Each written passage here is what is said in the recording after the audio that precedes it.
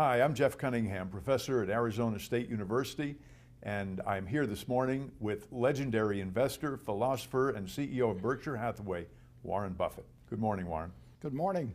My first question for you, I don't know if you've had a chance to Google yourself, but if you Google Warren Buffett, you get 25 million hits. And my question is, you're a sitting CEO, you're wealthier than Midas, but everybody thinks you're a champ. How do you do that? Well, I don't know about that. I think when you get older, they forgive a lot of things. So I think if I ever make it up to George Burns' age or something, and I just have a cigar in my mouth, and people will really love me then. You're arguably the most interviewed CEO in history. Is it your ability to communicate that comes from instinct, or is it something you've learned over the years? Well, I certainly learned to speak in public at one time. I was terrified of speaking in public when I was in high school. I avoided any class that would require it, and in college. And then I finally signed up for a Dale Carnegie course.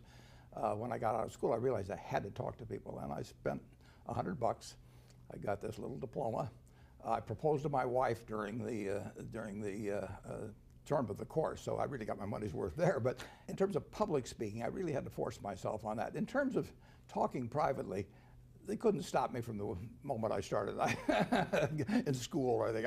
I've always liked to talk. How do you keep up with all the media and information that goes on in our crazy world and in your world of Berkshire Hathaway? What's your media routine? I just read and read and read. I probably read 5 to 6 hours a day. I don't read as fast now as when I was younger, but I read 5 daily newspapers. I read a fair number of magazines. I read 10Ks, I read annual reports, and I read a lot of other things too. So I've always enjoyed reading. I love reading biographies, for example. You process information very quickly. Well, I have some filters in my mind. So if somebody calls me about an investment in a business or an investment in securities, I usually know in 2 or 3 minutes whether I have an interest, and I don't waste any time with the ones in which I don't have an interest. I always worry a little bit about even appearing rude, because I can tell very, very, very quickly whether it's going to be something that's will lead to something, or whether it's it's just a half an hour, an hour, or 2 hours of chatter. When I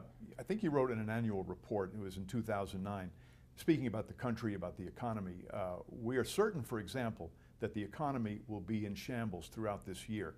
The problem was that wasn't the complete quote. It led the impression that you were unduly pessimistic about the country. How did you respond to that? Yeah, well, I wasn't at all pessimistic about the country. In fact, I wrote an op-ed piece for the New York Times in October of 2008, just when the world was kind of falling apart. And I said the world is going to fall apart for a while, but don't worry about it.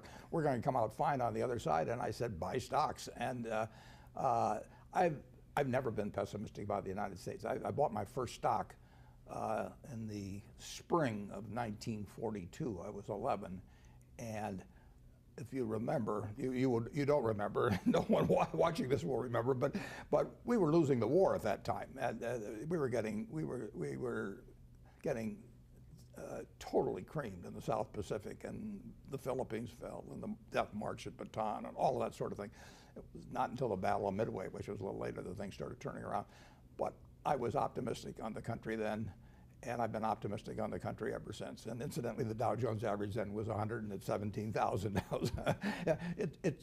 No one has ever been a success betting against America since 1776, and they're not going to be a success in the future doing it either. I know when the Dow hit 1,000, it was a moment of euphoria. Yet, if I'm not mistaken, you plowed in and you even raised more funds. Has the Dow ever felt to you like it was way too frothy? There were a couple of times when it looked too frothy to me, but that's in 50 years. And I gave a talk in 1999, and it's gotten reprinted in Fortune subsequently. And there have been a couple of times when it really looked to me like people had gotten too excited. But even then, I knew that the country would, any marker that we'd established, we were going to surpass later on. And that continues true to today. I mean, this country's just getting started. I was reading a Lincoln quote the other day. With public sentiment, nothing can fail. Without it, nothing can succeed. And of course, he was talking about what led to the Emancipation Proclamation. When I think about your world, 330,000 people who are employees of Berkshire Hathaway or its subsidiaries, how do you send a message that they are being scrutinized under the microscope by the media at all times? Well, I send a message to their managers. Those 330,000 people work for maybe 70 or so CEOs, and in turn work for me. So my job is to have those 70 CEOs sending out the right message. So every 2 years, I write them a very simple letter. It's a page and a half. I don't believe in 200-page manuals, because if you put out a 200-page manual, everybody's looking for loopholes, basically. But page and a half, it's very hard for them to argue about what I'm talking about. So I tell them, you know, that my reputation, Berkshire's reputation, is in their hands. And not only, and we've got all the money we need. We'd like to make more money, but we got all the money we need. We don't have an ounce of reputation beyond what we need, and we can't afford to lose it. So we never will trade reputation away for money. And they're the ones that are the guardians of that, and that I want them to not only do what's legal, obviously, but I want them to judge every action by how it would appear on the front page of their local paper, written by a smart but semi-unfriendly reporter, you know, who really understood it, to be read by their family, their neighbors, their friends, and it has to pass that test as well. And I tell them I don't want anything around the lines. I tell them there's plenty of money to be made in the center of the court, and I'm 84 and my eyes aren't that good anymore. I can't quite see the lines that well. So just keep it in the center of the court, and if they have any questions, call me, you know. Even the occasional dust-up at Berkshire There will be. is big news. Yeah.